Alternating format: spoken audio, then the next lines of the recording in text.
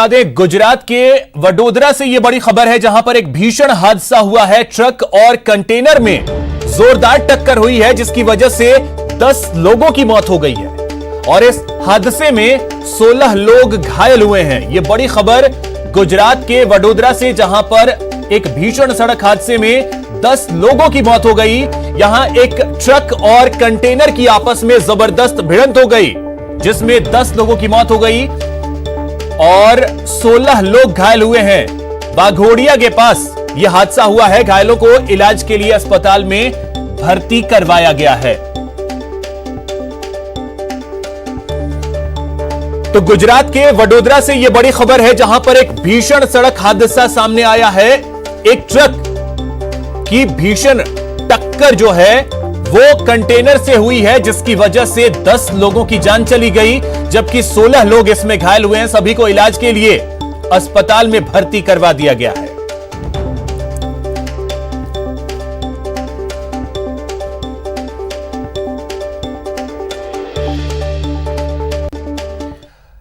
एक बड़ी खबर अजमेर से है, जहां पर सड़क हादसा सामने आया है। एक खड़े ट्रेलर में एक बस जा घुसी है। हादसे में 2 लोगों की मौत हो गई है, जबकि 10 लोग घायल हो गए। अजमेर से ब्यावर जा रही थी यह बस। इसी दौरान मांगलियावास थाने के पास यह हादसा हुआ है। घायलों को जेएलएन अस्पताल में भर्ती करवाया गया है, जहां पर उनका इलाज चल रहा है। तो यह बड़ी खबर अजमेर से, जहां पर ब्यावर जा रही एक बस हादसे का शिकार हो गई है और इसमें 2 लोगों की मौत हो गई। खड़े एक ट्रेलर में यह बस जा घुसी है और इसकी वजह से 2 लोगों की मौत हो गई, जबकि 10 लोग घायल हो गए। दीपक दाधीच हमारे सहयोगी अधिक जानकारी के साथ जुड़ गए। दीपक, क्या जानकारी है? हादसा हुआ कैसे एग्जैक्टली? बिल्कुल अभिषेक, ये जो घटना है ये मांगलियावास थाने की है, नेशनल हाईवे 79 की, जहां पर कल रात जो लोक परिवहन है वो अजमेर से यात्रियों को लेकर ब्यावर की तरफ जा रही थी। तभी रोड पर खड़े एक ट्रेलर में जा घुसी। इस घटना के अंदर जो व्यक्तियों की मौत हुई है, तकरीबन 10 जने घायल हुए हैं, जिन्हें तुरंत जेएलएन अस्पताल रेफर किया गया था। वहां पर बताया जा रहा है कि 4 की हालत गंभीर है और उनका इलाज अभी जारी है। जैसे ही घटना हुई उसके बाद में मांगलियावास थाना पुलिस मौके पर पहुंची और जो मृतक थे उनको वहीं राजकीय अस्पताल की मोर्चरी में रखवाया।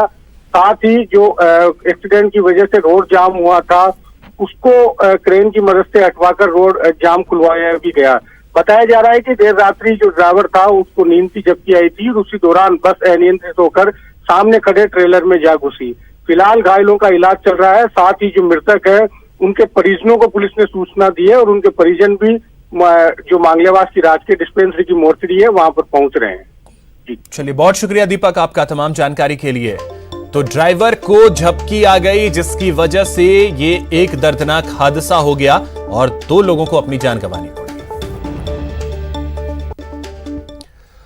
वहीं दौसा में भी एक सड़क हादसा सामने आया है, जहां पर एक खड़े टैंकर में ट्रेलर ने टक्कर मार दी। ट्रेलर ड्राइवर को मामूली चोट आई है। भरतपुर से जयपुर की तरफ यह ट्रेलर जा रहा था, तभी यह हादसा हुआ। मानपुर पुलिस मौके पर पहुंची। ये तस्वीरें भी हम आपको दिखा रहे हैं। यह तस्वीर हादसे के बाद की है। मानपुर पुलिस मौके पर पहुंची और ड्राइवर जो है ट्रेलर का, उससे मामूली चोटें आई हैं। गनीमत यह रही कि इसमें कोई जनहानि नहीं।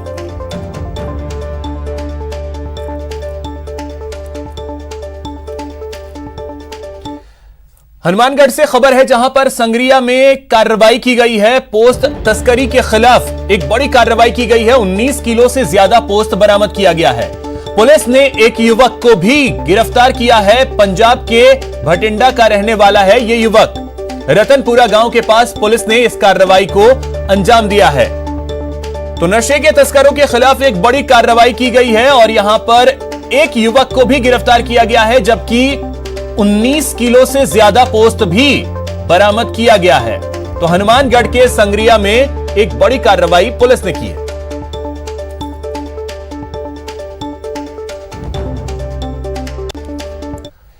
एक बड़ी खबर दौसा से है, जहां पर देसी कट्टे की नोक पर लूट की वारदात को अंजाम दिया गया है। 6 से ज्यादा बदमाशों ने इस लूट की वारदात को अंजाम दिया है। पीड़ित से 60,000 रुपए लूट लिए गए। महवा पलानहेड़ा मार्ग की यह घटना है, जहां पर देसी कट्टे की नोक पर 60,000 रुपए लूट की वारदात को अंजाम दिया है। 6 से ज्यादा बदमाशों ने इस लूट की वारदात को अंजाम दिया। तो दौसा के महवा पालनहेड़ा मार्ग पर यह लूट की वारदात को अंजाम दिया गया है। 6 से ज्यादा बदमाशों ने देसी कट्टे की नोक पर एक शख्स से 60,000 रुपए लूट लिए। वहीं जैसलमेर से एक बड़ी खबर आपको बता दें, जहां पर विधवा महिला के नाक और जीभ काटे गए। सांकड़ा के जगीरों की ढाणी का यह मामला है। ससुराल वालों पर गंभीर आरोप लगे हैं। दूसरी शादी का दबाव बनाया जा रहा था। मना करने पर महिला के नाक और जीभ काट दिए गए। महिला का जोधपुर में इस समय इलाज चल रहा है। मुख्य आरोपी जानू खान गिरफ्तार कर लिया गया है। अन्य आरोपियों को भी नामजद किया गया है और मामले की जांच की जा रही है। घटना से क्षेत्र में सनसनी फैल गई है। तो एक बेहद ही शर्मनाक वाकया जो है वो जैसलमेर में सामने आया है, जहां पर एक विधवा महिला के नाक और जीभ काटे गए।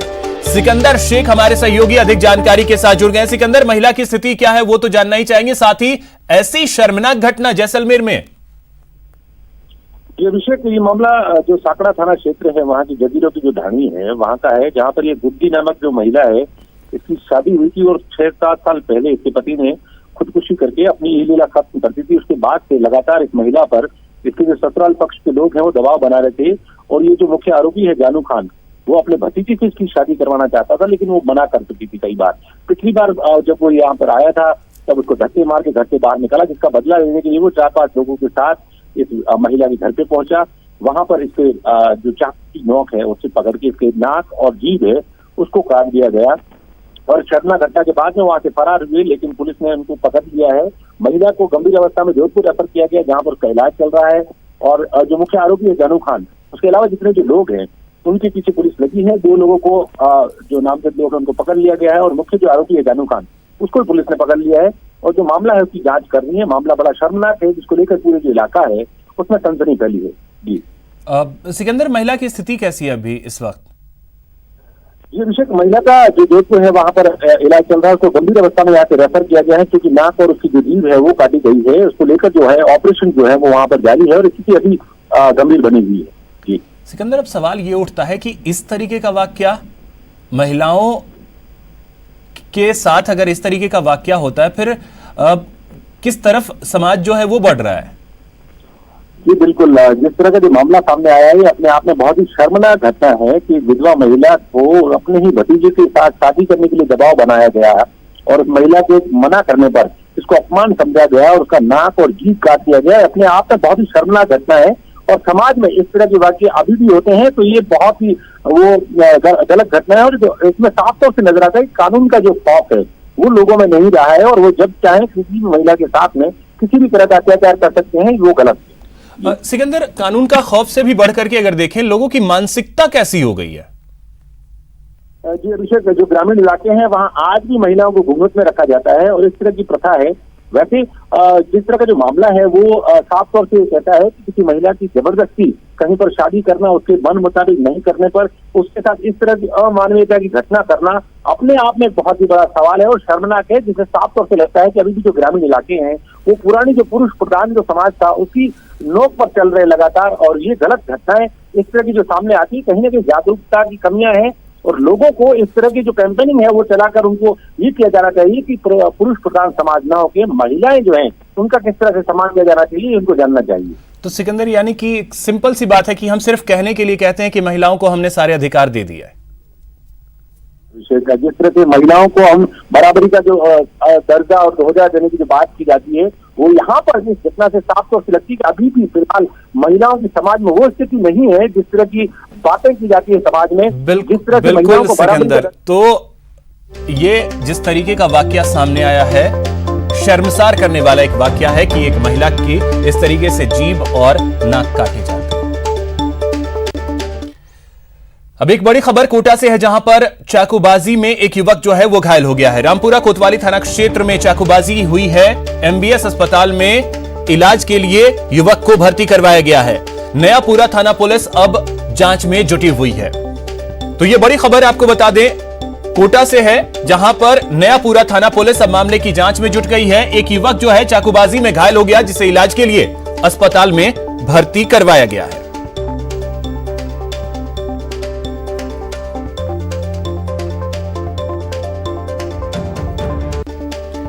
सीकर से एक बड़ी खबर आपको बता दें, जहां पर जिंदा व्यक्ति को मृत घोषित करने का एक केस सामने आया है। कोविड-19 की किट में जिंदा निकला है बुजुर्ग। परिजनों ने बुजुर्ग को अस्पताल में फिर से भर्ती करवाया है। चिकित्सा विभाग ने मामले की पुष्टि नहीं की है। मोचीवाड़ा शमशान घाट का यह मामला है। तो यह बड़ी खबर सीकर से, जहां पर एक जिंदा व्यक्ति को मृत घोषित कर दिया गया और कोविड-19 की जो किट है उसमें जिंदा निकला है बुजुर्ग। अब उसे एक बार फिर से अस्पताल में भर्ती करवाया गया है। चिकित्सा विभाग मौन साधे हुए।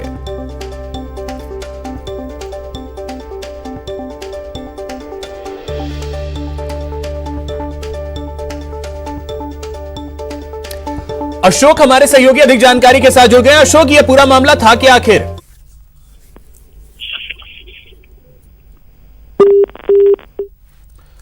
अशोक से हमारा संपर्क जो है वो टूट गया, लेकिन एक ये वाकया सामने आया है कि एक जिंदा व्यक्ति को मृत घोषित कर दिया गया और अब उस बुजुर्ग को एक बार फिर से अस्पताल में भर्ती करवाया गया।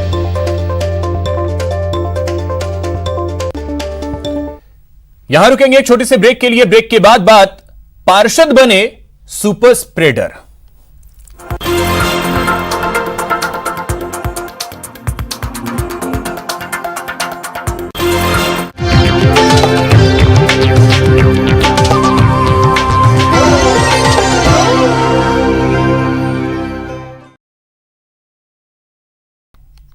ब्रेक के बाद आपका स्वागत है। मरुधरा में कोरोना का महाविस्फोट हुआ है। बीते 24 घंटे में 2194 नए केस सामने आए हैं, जबकि 11 लोगों की कोरोना की वजह से मौत हुई है। प्रदेश में कुल केस की अगर बात कर ली जाए तो वो आंकड़ा जो है वो 2,30,000 को पार कर गया है और अभी तक कोरोना की वजह से 2089 लोगों की मौत हो चुकी है। इस समय प्रदेश में 19,033 एक्टिव केस हैं और अभी तक 2,09,058 लोग डिस्चार्ज किए जा चुके हैं। तो राजधानी में भले ही शहरी सरकार चुन ली गई हो, लेकिन चुनाव प्रचार और बाड़ेबंदी के दौरान जमकर कोरोना का विस्फोट हुआ और अब इसका असर दिखने लगा है। देखिए रिपोर्ट।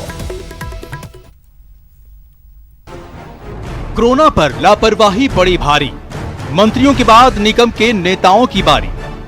वैक्सीन आने तक 2 गज की दूरी जरूरी। कोरोना को हल्के में लेना कितना भारी पड़ सकता है, इस बात का ऐलान बार बार अनेकों बार किया गया, मगर नेताजी हैं कि कहां मानने वाले। प्रदेश सरकार के मंत्रियों और विधायकों के बाद कोरोना की मार निगम के नेताओं पर पड़ी है। बीते दिनों नगर निगम चुनाव के दौरान कोरोना गाइडलाइन की जमकर धज्जियां उड़ाई गई। प्रचार और बाड़ेबंदी के दौरान सोशल डिस्टेंसिंग का जितना सख्ती से पालन होना चाहिए था, उतना शायद नहीं किया। नतीजा ये रहा कि नगर निगम की जंग जीतने वाले कई नेता कोरोना से जंग लड़ रहे हैं। ग्रेटर मेयर सौम्या गुर्जर का स्वास्थ्य ठीक नहीं है। डॉक्टरों ने उन्हें अलग रहने की सलाह दी है। उनके पति पहले से ही कोरोना पॉजिटिव है। ग्रेटर के डिप्टी मेयर पुनीत करड़ावट भी कोरोना पॉजिटिव होने के कारण होम क्वारंटाइन किए गए हैं। ग्रेटर में बीजेपी पार्षद जितेंद्र शिमाली भी कोरोना पॉजिटिव हैं और इलाज के लिए निजी अस्पताल में भर्ती हैं। वहीं पार्षद गणेश और महेश भी कोरोना पॉजिटिव पाए गए हैं। ग्रेटर निगम की चुनावी प्रक्रिया के बाद बीजेपी पार्षदों की बाड़ेबंदी की प्रक्रिया में शामिल रहे बीजेपी आईटी सेल के समन्वयक अजय विजयवर्गीय, विनय शर्मा, मुकुंद शर्मा, अजय पारीक, कमलेश टांग भी पॉजिटिव पाए गए हैं। बीजेपी के ग्रेटर नगर निगम चुनाव प्रभारी मदन दिलावर बाड़ेबंदी के दौरान सबसे पहले कोरोना पॉजिटिव पाए गए। बाड़ेबंदी में पहुंचे विधायक कालीचरण सराफ भी कोरोना पॉजिटिव हो चुके हैं। वहीं हेरिटेज नगर निगम के कांग्रेस पार्षदों की बाड़ेबंदी में शामिल पार्षद नीरज अग्रवाल कोरोना पॉजिटिव हो चुके हैं। पार्षद सुनीता मावर की रिपोर्ट तो नेगेटिव आई थी, लेकिन लंग्स में इन्फेक्शन होने के कारण उन्हें जयपुर के RUHS में भर्ती कराया गया था। बीजेपी नेता कृष्ण मोहन शर्मा जहां बाड़ेबंदी के दौरान सोशल डिस्टेंसिंग की पालना की बात कर रहे हैं, वहीं कांग्रेस नेता सुनीता मावर अस्पताल से छुट्टी के बाद अब मास्क पहनने की अपील कर रही हैं। सोशल डिस्टेंसिंग की पालना नहीं हो पाई थी, पूरी सोशल डिस्टेंसिंग की पालना थी। वहाँ कम से कम 2 गज दूरी, मास्क जरूरी, ये हर पार्षद के ऊपर लागू था, ये किया गया। जनता से मेरी यही अपील है कि वे मास्क और सोशल डिस्टेंसिंग का पूर्ण रूपेण पालन करें तथा इस महामारी को हराएं।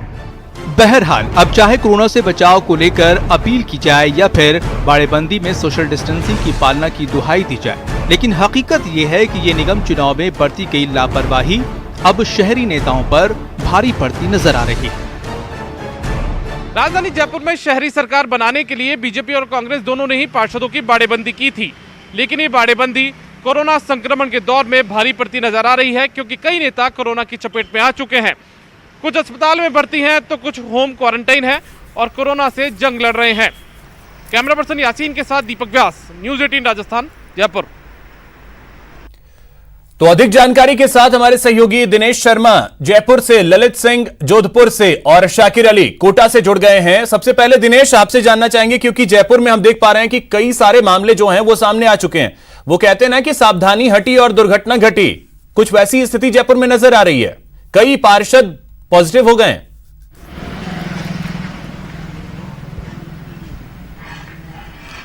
सही कहा अभिषेक आपने, जिस तरीके से पिछले दिनों लापरवाहियां लगातार देखने को मिली, चाहे वो नगर निगम चुनाव हो, चाहे वो दीपावली का माहौल है, त्योहारी माहौल में उपेक्षा कहीं ना कहीं लोगों द्वारा की गई, मास्क की अवहेलना की गई, इसके साथ ही सोशल डिस्टेंसिंग नहीं रखी गई।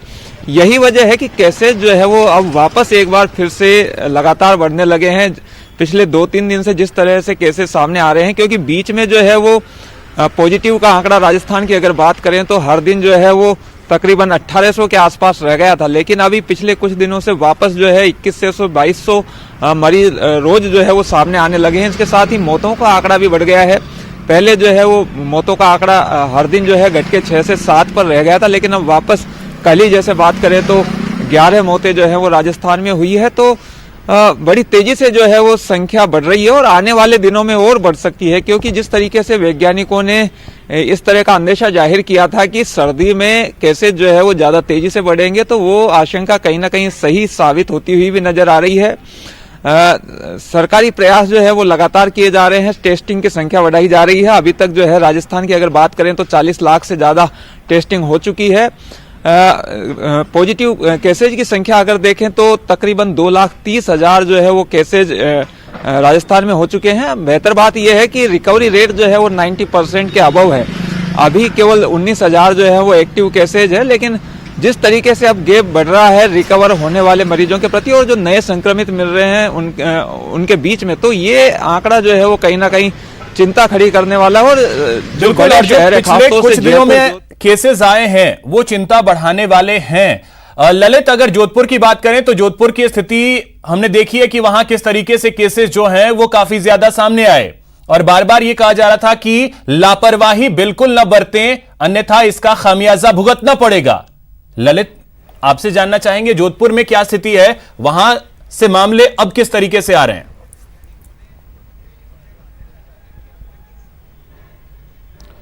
देखिए अभिषेक, निश्चित तौर पर नगर निगम चुनाव और दीपावली फेस्टिवल का इफेक्ट यहाँ पे भी साफ तौर पर देखने को मिल रहा है। रोजाना करीब 300 से 400 मरीज सामने आ रहे हैं और नवंबर के 16 दिनों की बात करें तो करीब 7,000 मामले सामने आए हैं और करीब 74 लोगों की मौत हुई है।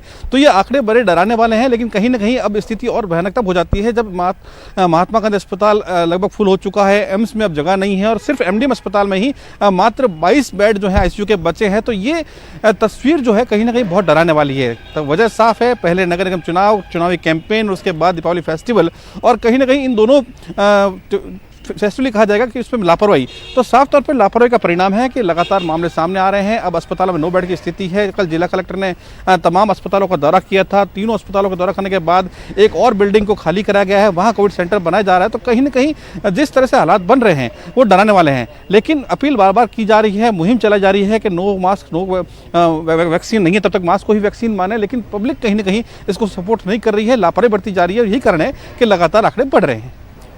सिर्फ बात पब्लिक की ही नहीं है ललित, अब हम ये देख रहे हैं कि जो लोग चुन करके पार्षद आए हैं उन्होंने कितना पालन किया था कोरोना के गाइडलाइंस का, यह भी देखना जरूरी होगा। शाकिर, कोटा से क्या स्थिति है, वहां से मामले जो हैं वो किस तरीके से आ रहे हैं और निगम चुनाव के दौरान किस तरीके से पालन हुआ और उसका असर कितना दिख रहा है?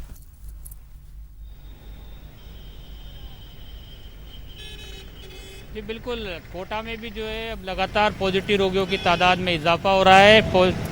निगम चुनाव की जहां तक बात है तो इन जो 17 दिन जो नवंबर के हैं, इन 17 दिनों में ही 1400 से ज़्यादा जो है पॉजिटिव रोगी सामने आ चुके हैं। कई सारे जो इसमें नेता हैं वो भी पॉजिटिव आए थे बीते दिनों, लेकिन जो सोशल डिस्टेंसिंग की पालना की बात की जा रही थी वो कहीं ना कहीं जो है वो नज़र नहीं आई। यही वजह है कि ये एक तरह से कोटा में भी हम कहें तो दोबारा से विस्फोट हुआ है। अलर्ट रहने की ज़रूरत है, सावधानियां बरतने की ज़रूरत है, लेकिन उन सब के बावजूद अब जो है कोटा में कहीं ना कहीं लापरवाहियां बहुत ज़्यादा देखने को मिल रही है। सैनिटाइज़र का इस्तेमाल जो है अब सिर्फ औपचारिक तौर पर दुकानों पर जो है सैनिटाइज़र रखे गए हैं। पहले जो लोग जेब में अपनी सैनिटाइज़र की बोतल छोटी सी लेकर के चल रहे थे वो भी जो है उस तरह के तस्वीरें नज़र नहीं आ रही है, या वो उन्होंने सैनिटाइज़र से थोड़ी दूरी बना दी है। यानी कोरोना को हल्के में लोग ले रहे हैं और इसी का खामियाजा उठाना पड़ रहा है कि लगातार पॉजिटिव रोगियों की तादाद में इजाफा हो रहा है। कोरोना अभी गया नहीं है, मास्क पहनना जरूरी है। इन तमाम चीज़ों को लेकर के सरकार भी लगातार जो है प्रयास कर रही है, जागरूकता अभियान चला रही है, जिला प्रशासन भी लगातार अभियान चला रहा है, लेकिन असर जो है अब उसका कम देखने को मिल रहा है और उसका ही नतीजा है कि पॉजिटिव रोगियों की तादाद में लगातार बढ़ोतरी होती चली जा रही है। अभी हम जिस चौराहे पे खड़े हैं यहाँ की तस्वीरें भी दिखाना चाहेंगे। कई सारे लोग जो है अभी भी बिना मास्क के जो है आपको नज़र आ जाएंगे कि सुबह सुबह का वक्त है, लोग अपने घरों से बाहर निकल रहे हैं, लेकिन मास्क जो है उसकी अनिवार्यता कहीं ना कहीं जो है वो लगती है कि वो अब लोग हल्के में लेने लगे हैं। जो है गाड़ियाँ बाइक्स पर जो लोग निकल रहे हैं उन्होंने भी मास्क नहीं लगा रखे हैं, तो कई सारे लोग लगा भी रहे हैं, लेकिन ये गंभीरता जिस गंभीरता के साथ मास्क जरूरी है, मास्क को अपनाना है, वो लापरवाही जो है वो साफ तौर पर बढ़ती जा रही है और उसी का नतीजा है कि पॉजिटिव रोगियों की तादाद में बढ़ोतरी हो रही है। चुनाव में भी जो है कई सारी जगहों पर भीड़ भाड़, तस्वीरें आपने दिखाई उसमें एक भी शख्स जो है वो मास्क पहना हुआ नजर नहीं आया और बड़ी बात यह कि प्रदेश में मास्क पहनना अनिवार्य किया गया है। उसके बाद यह स्थिति है, लोग कोरोना को हल्के में ले रहे हैं, आगे चल के वो कहीं भारी ना पड़ जाए, ये देखने की जरूरत है। बहुत शुक्रिया आप सभी का तमाम जानकारी के लिए। यहां रुकेंगे एक छोटे से ब्रेक के लिए, ब्रेक के बाद दिखाएंगे आपको जयपुर का बर्थडे।